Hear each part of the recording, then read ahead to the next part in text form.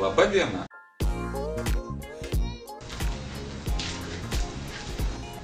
Susilaukiau įdomių temų, įdomių klausimų, į klausimus, aišku, atsakau SKFM, pačekinkit. O šiaip temą gavau tokią gan įdomią iš tikrųjų, apie toleranciją. Tai va, šiandien bus rimtas vlogas, jokių bairių. Čia tu taip skaniai kvepi? Kažkaip karšta šiandien. Taip, daug geriau.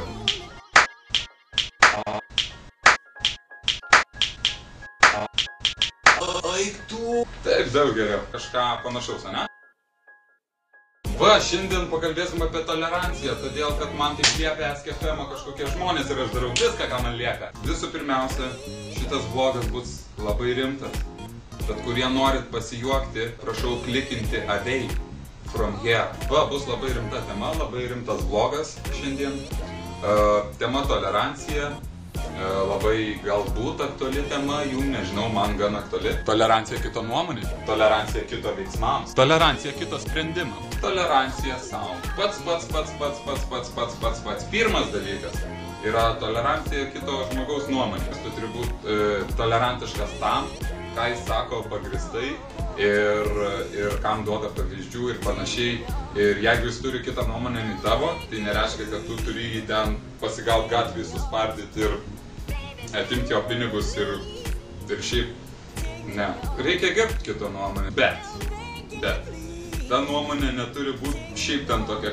Hitleris iš tikro tai jisai buvo geras žmogus. Nes jisai mylėjo savo lesę labai ir jisai atnešė pasauliui daug gero. Kai žmogus taip sako apie Hitlerį, tu turi jį suspaldyti, tai jau turi duoti. Jeigu rimtai kalbant, tai tolerancija kito nuomonė yra vienas svarbiausių dalykų, ypač komunikuojant ir bendraujant su kitais žmonėms. Kitas dalykas, ypač Lietuvoje, žmogus tiesiog atrodo išskirtinai. Vat būtent jeigu kalbant apie išvaizdą, ne, vat jis turi ten auskarą, turi ten tatuiruotę, turi persidažo plaukus, nežinau, ten yra kažkoks įdomiai keistas kitoks. Tai iš karto lietuviai, o šie koks neįsiveikia. Ei, tu koks debilas, auskarą įsiveikia, durnas gal. Pažiūrė, tatuiruotę turi. Dažniausiai būna tokia reakcija. Ir būtent kodėl tolerancija yra reikalinga, todėl kad tu kažką ševeliuoju.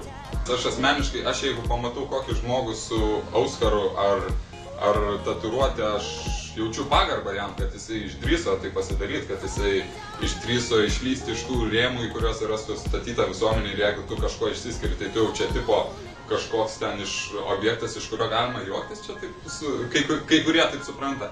O iš tikrųjų, tai aš labai gerbiu tokius žmonės, kurie išdrįsta būti kitokie, išdrįsta būti išskirtiniai, išdrįsta būti tokie, kokie jie nori, o ne kokius juos nori matyti aplinkiniai. Tu turi savo stiprią nuomonę ir tu išdrįsti ją pasakyti ir žmonės iš karto ant ją svaro, aik tu! Nes yra toks bandos jausmas ir labai sunku iš jo išlipti, čia irgi prie tolerancijos prisideda.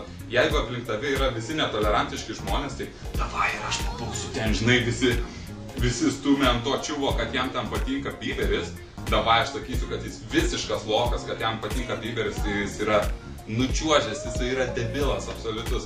Ir čia yra tiesiog bandos jausmas, iš kurio tolerantiški žmonės moka išlipti, o netolerantiški žmonės ir apskritai neturinti savo nuomonę žmonės tiesiog plaukia pasroviui. Lietuvoje, ypač jeigu tu nori turėti savo nuomonę, tu turi būti stiprus ir mokėt apgintą savo nuomonę ir mokėt priimti kitų dažniausiai nelabai pagrįstą kritiką, dažniausiai. Ir apskritai su tuo susitvarkyti. Ir tam ir reikalinga tolerancija iš kitų žmonių. Jeigu tau patinka tas ar anas, tai nereiškia, kad tu esi kažkoks ten anot kitų žmonių. Tai reiškia tiesiog, kad tie žmonės nėra tolerantiški. Ir aš noriu, kad tai žinotumėt, nes kai kurie žmonės galvoja, jie net bijo išlipti iš tų rėmų, bijo būti kažkuo, dėl to, kad jie bijo kitų žmonių reakcijos, jie bijo to, ką kiti žmonės pagalvos. Jie yra susikausti, jie nenori judėti niekur pirmyn, jie nori sėdėti ir plaukti pasroviui su visa banda, kuri irgi turi bendrą nuomonę, tai jie nori prisidėti prie nuomonės, nes jie nenori būti užgauliojami ar kažkas tokio. Civo, apie toleranciją šiandien tiek biški toks rimtesnis vlogas, nes tema iš tikrųjų gan įdomi, bent jau man asmeniškai tikrai.